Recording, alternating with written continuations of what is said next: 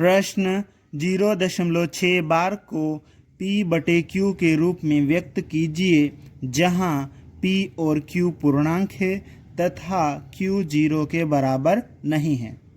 इस प्रश्न में हमें 0.6 बार को P/Q के रूप में व्यक्त करना है।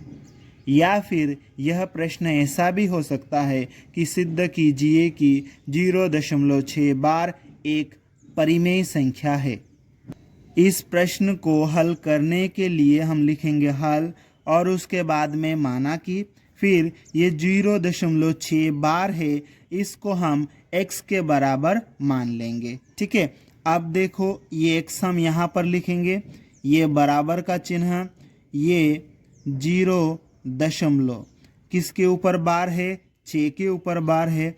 इसका मतलब ये जो 6 है ये बार बार आ रहा है। ठीक है, अब यहाँ पर हम देख रहे हैं कि ये जो 0 के बाद में 6 बार बार आ रहा है, मतलब सिर्फ एक अंक रिपीट हो रहा है, एक अंक बार बार आ रहा है। तो हम क्या करेंगे, यहाँ पर दोनों पक्षों में इस पूरे समीकरण में 10 का गुणा करेंगे। एक अंक रिपीट होता है तो 10 का गुणा करते हैं, 2 अंक रिपीट होता है तो 100 का गुणा करते हैं, और 3 अंक रिपीट होता है तो हम 1000 का गुणा करते हैं। यहाँ पर सिर्फ एक अंक 6 रिपीट हो रहा है तो हम 10 का गुणा करेंगे।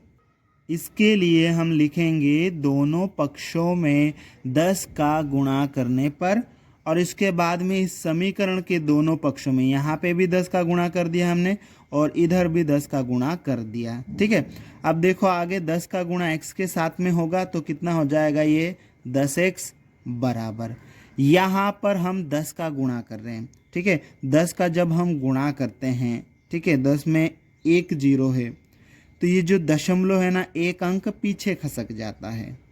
ठीक है, मतलब अगर हम 100 का गुणा करेंगे तो 0.2 अंक पीछे खसक जाएगा, क्योंकि 100 में 2 0 होता है। ठीक है, यहाँ 10 में सिर्फ एक ही 0 है तो गुणा करेंगे तो 0.1 अंक पीछे खिसक जाएगा, मतलब यहाँ आ जाएगा।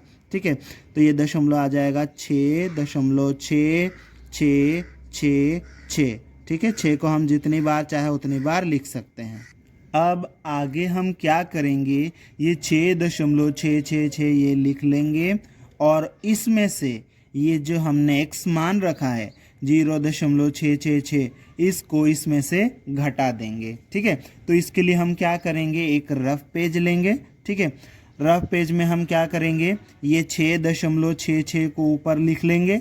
ठीक है, फिर जिसको हमने x मान रखा है 0.666, इसको लिख लेंगे 0.66।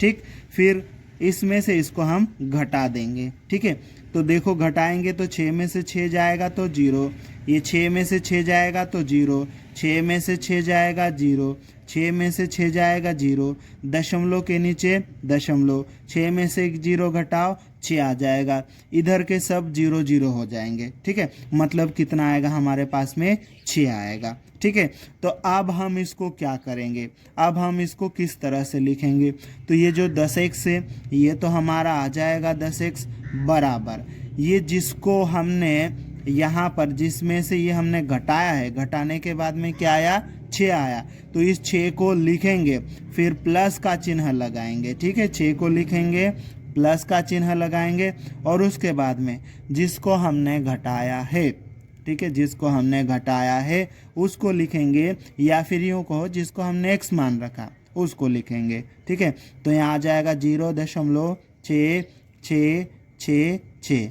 ठीक है, अब वापस हम इसको जोड़ेंगे तो वापस 6.66 ही आएगा, मतलब हमने इसको बराबर तोड़ रखा है। ठीक है, अब हम आगे क्या करेंगे, ये 10x तो आ जाएगा वैसा कि वैसा। ठीक है, और ये बराबर का चिन्ह भी आएगा।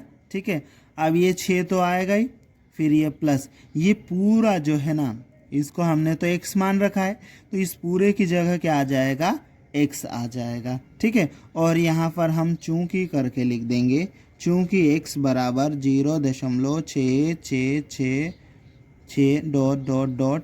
से। ठीक है, इससे हम यहाँ पर x लिख देंगे। ठीक है, अब आगे हम इसको सोल्व करेंगे तो क्या करेंगे कि इस x को इधर ले आएंगे, दोनों एक्स वाले एक तरफ कर लेंगे।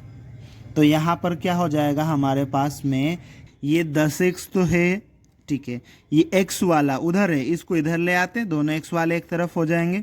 तो ये x इधर आएगा तो माइनस का हो जाएगा, बराबर 6। ठीक है, अब 10x में से x घटाओगे तो कितना आएगा, 9x आ जाएगा।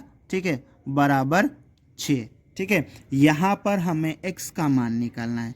तो x के साथ में ये 9 चिपका हुआ है, मतलब गुणा में है, और बराबर के उधर भेजेंगे तो 6 के बटे में आ जाएगा। तो ये x बराबर 6/9। ठीक है, अब इसको ध्यान से देखो, ये 3 के पहाड़े में आएगा दोनों, है ना, 6 भी आएगा 9 भी आएगा। ठीक है, 3 के पहाड़े में 6 2 बार में आता है। ठीक है, 3 के पहाड़े में 9 3 बार में आता है। ठीक है, इस तरह से x बराबर कितना हो जाएगा, x बराबर हो जाएगा 2/3। इस प्रकार से हमने 0.6 बार को 2/3 के रूप में लिख लिया है, मतलब p/q के रूप में व्यक्त कर दिया है, या एक परिमेय संख्या है ऐसा हमने सिद्ध कर दिया है। ठीक है, इस तरह से हमारा ये उत्तर यहाँ पर कंप्लीट होता है।